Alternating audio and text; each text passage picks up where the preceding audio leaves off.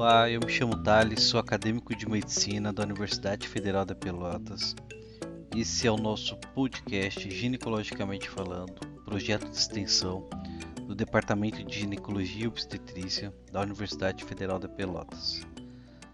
Semana passada nós iniciamos conversando sobre TRH, aqui com o professor Guilherme Bica, regente da disciplina, trabalha conosco aqui na universidade, nosso professor. E hoje vamos dar sequência nas perguntas e respostas sobre terapia de reposição hormonal. Então, boa noite a vocês, boa noite a todos, boa noite, professor. Valeu, Thales. Aí, pessoal, Professor, então a primeira pergunta de hoje seria quais são as indicações para a terapia de reposição hormonal? as indicações clássicas, tá? As indicações clássicas seriam o tratamento, as clássicas, tá, Thales? Isso é o do livro, Certo. tá? O tratamento do fogacho, do calorão, o tratamento dos sintomas de atrofia vaginal secura, o tratamento dos sintomas urinários, das incontinências urinárias, isso tem função. Ela não é indicada primariamente, a gente pode chegar, eu acho que provavelmente no chat vai ter, como prevenção de eventos cardiovasculares, eu acho que a gente tem que chegar nesse ponto, a gente vai conversar a respeito disso, tá? Para a osteoporose, ela não é uma indicação formal, muito embora ela seja um produto que reduza, mas tu tem outros produtos. Então, assim, se tem uma paciente com tendência a osteoporose, osteopenia, não é esse o motivo principal que tu vais fazer reposição, tá? Tu não vai dizer, ó, essa reposição da senhora Maria está sendo feita para a osteoporose. Não. Ela tem calorão, ela tem sintoma, ela quer fazer reposição hormonal e ela vai ter um benefício porque tu tem bifosfonados, cálcio, sei lá, N outras coisas que são interessantes para osteoporose que qualquer paciente pode usar sem usar reposição também, tá? Esses são os principais, tá, Thales? Mas a gente pode ver todas as outras situações, libido, essas coisas, mas não são indicações as formais, as principais, são benefícios, certo? E as contraindicações? As contraindicações eu vou te passar as clássicas, tá? Com certeza a gurizada vai botar mais coisa ali perguntando, tá? Então, assim, ó, quando tu tens um diagnóstico ou uma suspeita de patologia mamária maligna ou pré-maligna, tá? Câncer de mama ou qualquer coisa que possa evoluir, isso não dá para utilizar, tá? Se a paciente teve câncer de mama, também não faz reposição hormonal, certo? Paciente que teve trombose venosa profunda ou está tendo trombose venosa profunda, ela não faz reposição hormonal também. Se ela tiver alguma história confirmada de distúrbio da coagulação, também não deve fazer. E a paciente que sofreu de doença cardiovascular, infarto, cerebrovascular, AVC, também é uma contraindicação, tá?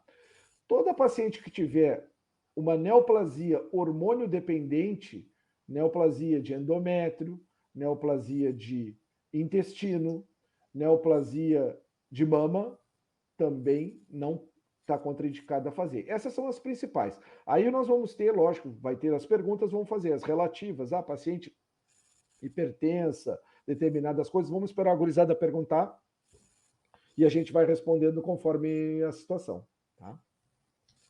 Pessoal, vamos colocar a pergunta aí no chat. O professor hoje está afim de responder. Urbanidade. Professor, me explica o que é a janela de oportunidade em relação à terapia de reposição hormonal. Pô, O que é? arranjasse Como uma é que janela funciona? para nós aí, até uma janelinha tu me arrumou, tia. Assim direitinho. Gurizada, essa daí faz parte, vocês irão prescrever reposição hormonal. Pacientes, vocês irão receber a reposição hormonal. A janela de oportunidade é um período que circunda a menopausa, na qual a reposição hormonal deve ser instituída. Talvez um dos maiores problemas que teve naquele estudo que eu falei para vocês, no WHI, foi que não existia critério para início. As pacientes entravam com a reposição conforme iam chegando no ambulatório, todas recebiam. o hormônio que era utilizado naquela época eram os famosos estrogênios conjugados numa dosagem grande, certo? Chamava Premarin, 0,625 miligramas. A progesterona era medroxiprogesterona, também uma progesterona menos elaborada, certo? E a idade da paciente era a idade que chegasse. Não interessava se a paciente tinha 70 anos de idade, se ela tinha sintoma ou não, todo mundo recebia. E aí começou a dar problema. Essas pacientes, elas não, muitas delas, tanto que a idade média do WHI era de 63,5 anos, as pacientes. Então, as pacientes estavam em pós-menopausa tardia. Nisso daí, elas já tinham, porque o estrogênio, o estradiol, ele dá um fator protetor cardiovascular. As pacientes infartam bem menos enquanto estão menstruando, enquanto não estão na menopausa. E a partir do momento que entram em menopausa, que cessa a proteção do estrínica, elas começam a infartar igual aos homens, certo? O que acontece é o seguinte, essas pacientes recebem novamente o estrogênio no momento que elas já tiveram deposição de ateromas nas placas, já estão com coronariopatia, já estão com problema instituído que aconteceu nesse período fora da janela de oportunidade, que acendeu a janela de oportunidade. E aí elas tinham os eventos cardiovasculares que estouraram o estudo, certo? Esse que era o problema. Então, assim, a janela de oportunidade, o ideal seria que ela circundasse em 5 anos a menopausa. Mas hoje em dia, com relação a menor dosagem, determinados produtos, no máximo 10 anos. Então, em geral, nunca além dos 60 anos de idade começar, né? E aí depois vai ter dosagem, e coisa que eu sei que tu vai me perguntar, isso eu já tenho certeza. Então, essa é a janela de oportunidade, tá? O ideal é até 5, certo? Mas pode ser um pouquinho mais se o remedinho for fraquinho. Tá, o senhor falou ali, o senhor deu a idade de 60 anos, mas eu não ultrapassar esses 60 anos dentro dos 10 anos da janela de oportunidade? É o começo da Começo. reposição. O começo. E, independente da janela que ela tem entre o início da menopausa. É assim, ó, a janela de oportunidade é um momento, tá? Então, assim, qual seria o ideal? Seria assim, a paciente entrou em menopausa com 48 anos, que até os 53 tu instituísse a reposição, certo? E seria o ideal, certo? Que aí ela não tem ainda tempo de formar placa de ateroma, certo? Ela não vai estar com coronariopatia, tu não vai desestabilizar nenhuma placa com estrogênio quando tu entrar. Tá, entendi. Entendeu? Então, esse aqui é o momento adequado. Tá, então, de acordo com o que o senhor acabou de falar, a gente individualiza o tratamento, correto? Faz parte ainda da situação do correto manejo da menopausa e individualização do tratamento. Então, assim, tu vais usar a medicação mais elaborada, mais adequada para a paciente, a via mais adequada de administração, a gente vai chegar lá, a dosagem mais adequada, que seria a menor dosagem possível para tu ter o efeito, certo? Então, assim, tu está querendo corrigir fogacho, né? Não é libido, não é alguma coisa. Então, tu vais usar a dose adequada para sentir. E a gente tem várias dosagens que pode usar. Né? Por exemplo, uma paciente que tem algum risco tromboembólico, um histórico familiar, não que ela já tenha tido trombose, por exemplo, ela pode se beneficiar da via transdérmica do estrogênio, que dá menos risco. É um risco quase ausente quando tu usa a via transdérmica em vez da via oral, por não ter a primeira passagem hepática. Então, assim, é uma individualização de tratamento. Né? Uma paciente que vai começar, por exemplo, simplesmente ela está com algum calorão, mas ela tem uma idade mais avançada, tem uns 55 anos, 56 anos, existem microdoses de hormônio que tu pode dar na tentativa de melhorar. Ah, bom, não resolveu, tu usa um pouquinho mais, entendeu? Então, a gente vai jogando com essa individualização, sempre tentando utilizar o produto mais próximo do natural possível, certo? Seria o 17-beta-estradiol, que seria o estrogênio natural, né? Seria esse o ideal. Em vez de usar o etinil estradiol ou estrogênio conjugado ou qualquer coisa assim, certo? Usar o estrogênio natural mesmo, certo? Então, tentar usar. E o progestogênio, tu vais utilizar quando a paciente tiver útero. Isso é importante o pessoal saber. Todas as pacientes que têm útero, elas devem ter uma contraposição de progestogênio. E essa contraposição pode ser na via oral, pode ser uma via vaginal, uma progesterona micronizada, usar via vaginal, pode ser um DIU de progesterona, por exemplo, um Mirena, um Cailena, certo? Porque senão, se tu fizer só terapia com estrogênio, ela vai fazer uma hiperplasia do endométrio dela e pode até evoluir para uma hiperplasia típica e um câncer de endométrio, tá? As pacientes que não têm útero, elas não têm necessidade de usar o progestogênio. O progestogênio só tem indicação para a contraposição, para não acontecer algum evento endometrial, certo? Então, pacientes que não têm útero usam só estrogênio. E aí o estrogênio tu pode usar via oral, via transdérmica, o implante que agora não tem, mas poderia, tu entendesse? Então seria alguma coisa nesse nível. Isso é individualização do tratamento. Certo, o senhor já deu spoiler, mas fala Pois um é, pouquinho. brincadeira, tia. Eu sou meio garganta, né? O senhor está me boicotando aí. Me fala um pouco das vias de administração Oh. da TRH. Quais são? Então, são as vias. Ali tem. Bom, o pessoal do podcast não vai escutar. Então, assim, tu podes usar a via transdérmica, que ela pode ser tanto um gelzinho de passar na pele, quanto um adesivo que a paciente troca 1 ou 2 vezes por semana, tá? Esse adesivo, ele pode, por exemplo, ter somente o estrogênio, ou ele pode ter o estrogênio e o progestogênio, tá? Tu podes usar via oral, na qual tu tens os dois combinados, estrogênio e progestogênio, em geral, no mesmo comprimido, na mesma cápsula, tá?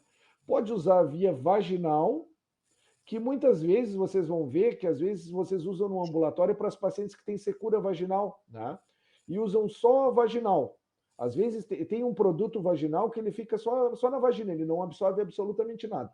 E tem outro que a gente usa que absorve muito pouco também, certo? Pode ser como o implante intrauterino, que seria só para o progestogênio, o Mirena, o Cailena, né?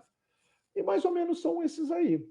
Né? O injetável que a gente não utiliza tanto, né?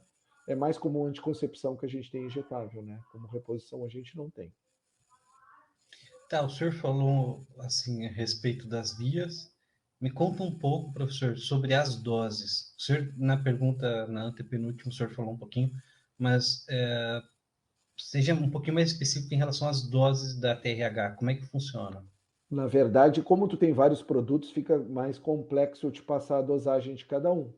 Mas tu sempre tenta utilizar a menor dosagem e a via mais adequada, certo? Então, assim, exceto, Thales, que é importante tu saber, na menopausa precoce, tá? Quando a paciente tem menopausa abaixo dos 40 anos de idade, e essa menopausa ou foi por falência ovariana precoce, ou foi cirúrgica, a paciente precisou tirar os ovários por algum motivo não neoplásico, tá? E vai precisar fazer a reposição. Nessa paciente, para garantir massa óssea, a gente usa um pouquinho mais de estradiol, tá?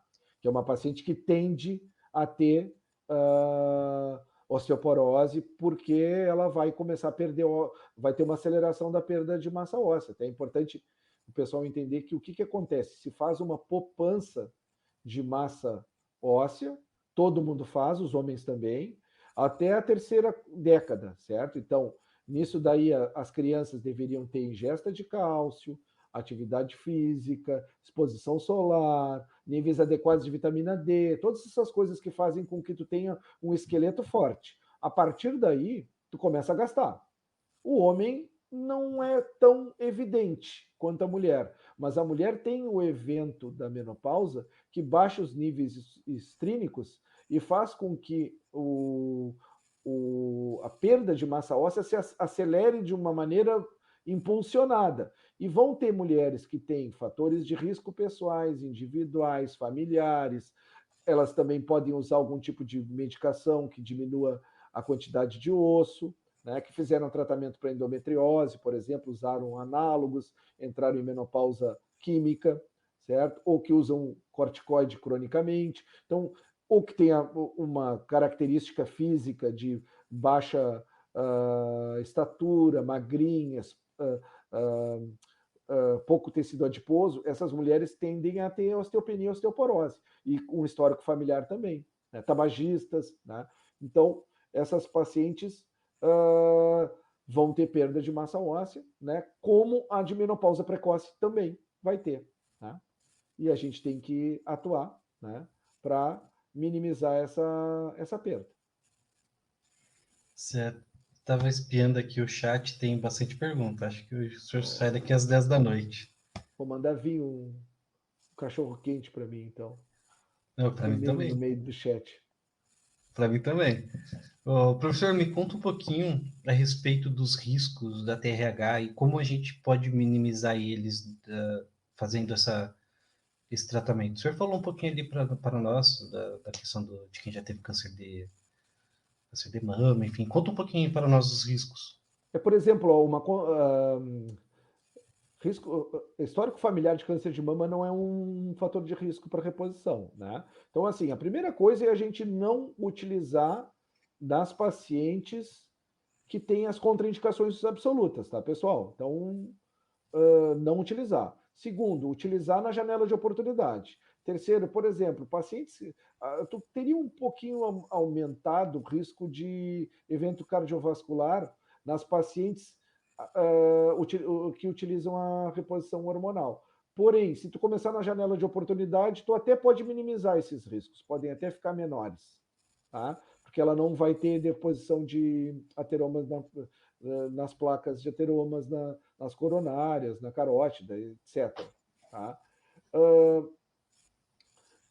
Na questão dos eventos trombogênicos, tromboembólicos, se tu utilizar a via transdérmica, tu vais minimizar os riscos, certo? É um mecanismo de redução de risco.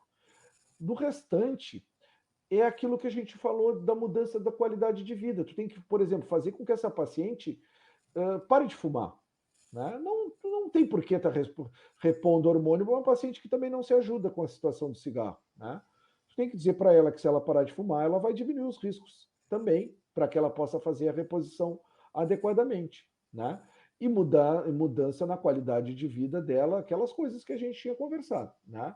Que ela precisa reduzir peso, reduzir a ingesta de carboidrato, aumentar os exercícios, né?